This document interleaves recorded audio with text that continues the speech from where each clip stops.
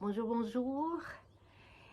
Et en ce moment, je suis en train de lire un livre de l'auteur Ghana Agni. Voici. Il est en espagnol. J'espère qu'il va être traduit bientôt en français. Je vais mettre, de toute façon, à la fin de la vidéo, je vais mettre une photo du livre.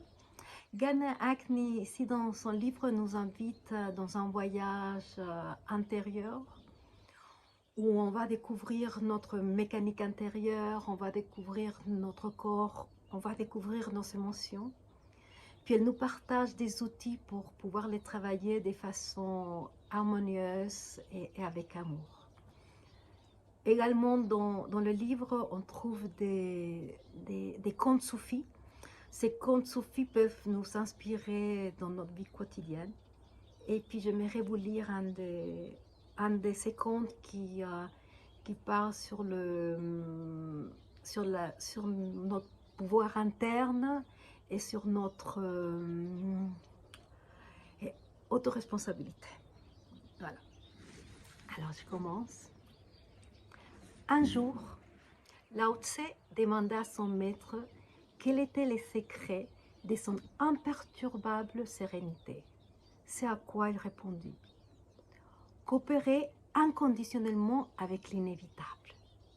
Expliquez-vous, maître, dit son jeune élève encore confus. La vie nous confronte sans cesse à des situations imprévisibles qu'il est parfois impossible d'anticiper, même pour les plus expérimentés des prévisionnistes.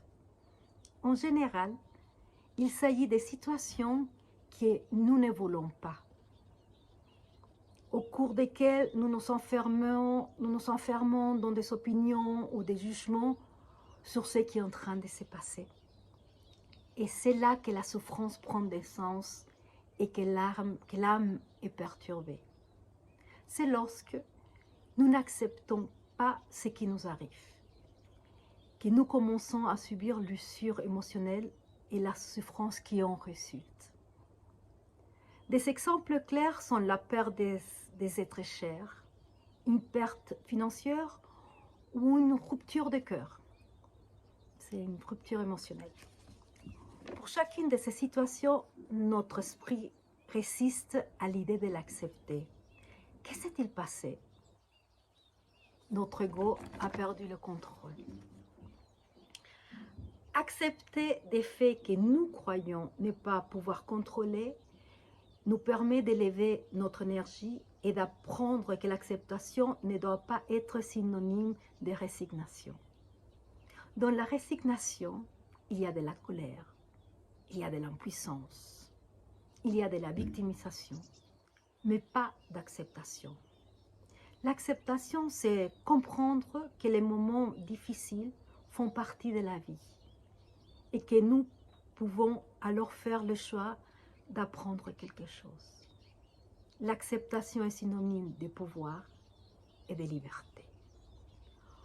Plus nous nous adaptons rapidement à une circonstance, à une situation, moins nous souffrons.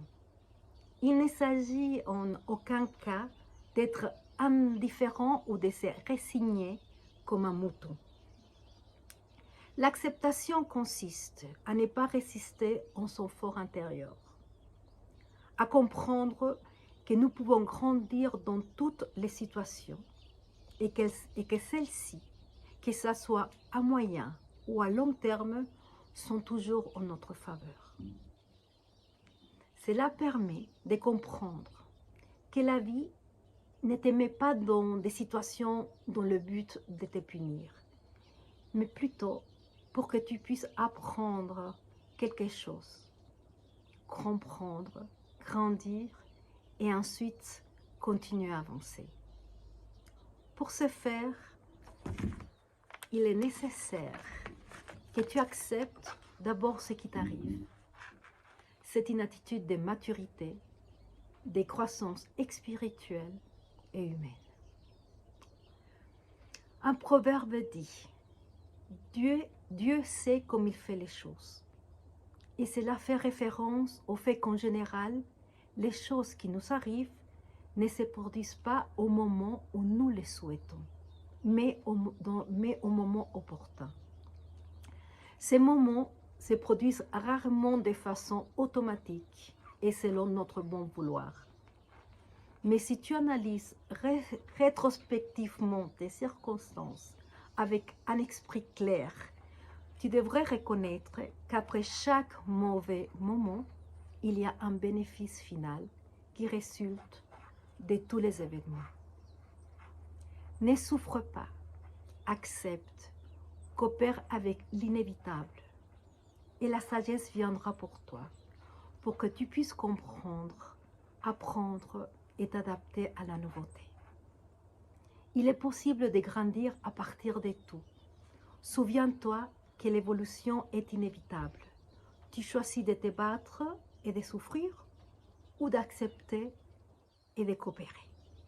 En sachant qu'avec de la patience et en regardant en arrière, tu pourras tout comprendre et ressentir la bénédiction du voyage. Merci beaucoup et à une prochaine fois. Au revoir.